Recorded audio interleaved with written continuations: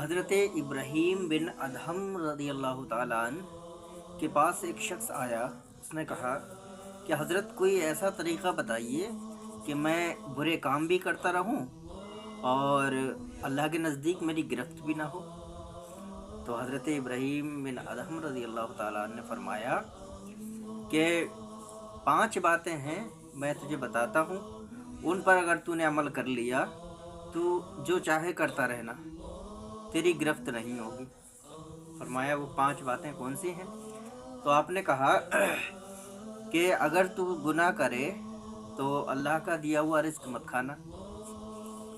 तो उसने कहा ये कैसे हो सकता है कि राज़िक तो अल्लाह ताला ही है, मैं रिस्क खाऊंगा कहाँ से? फिर रिस्क देने वाली तो खुदा की ज़ात है, तमाम रिस्क तो उसी का है।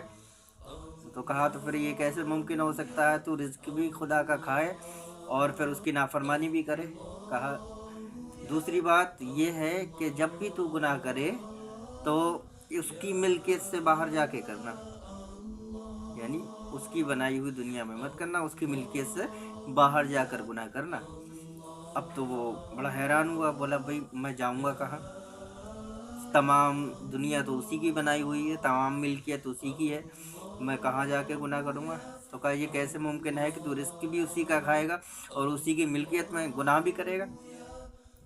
नंबर 3 बताया कि जब तू गुनाह करे तो ऐसी जगह करना जहाँ तुझे वो देख ना रहा हो। अब तो और ज़्यादा हैरान हो गया, बोला ऐसी कौन सी जगह है जहाँ खुदा देख नहीं रहा होगा?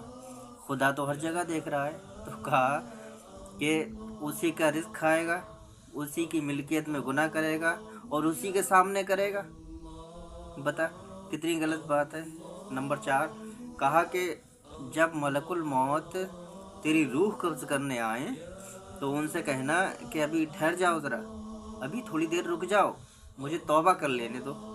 तो कहा ऐसा कैसे मुमकिन है, वो तो भाई मोहलत ही नहीं देंगे, वो तो बिल्कुल मोहलत नहीं देंगे, मुझे क्यों तौबा करने की मोहलत देंगे वो?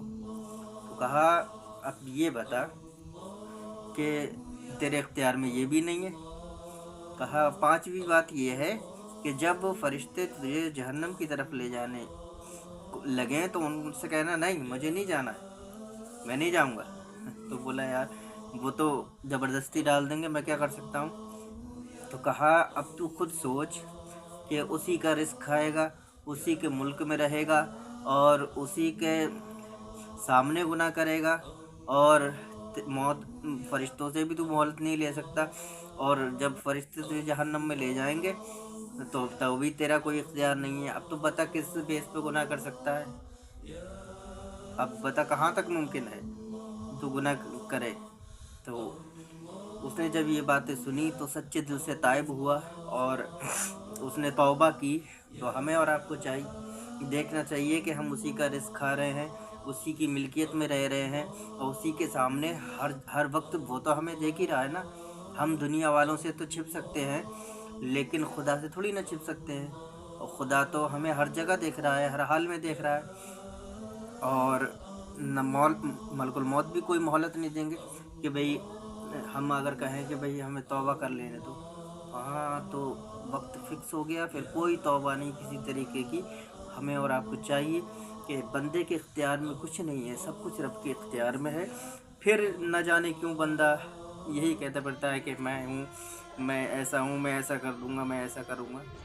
इंसान के बस में कुछ भी नहीं है। तो हमें और आपको इन चीज़ों पर ध्यान देना चाहिए कि अल्लाह तबारक व ताला हर वक्त हमें देख रहा है।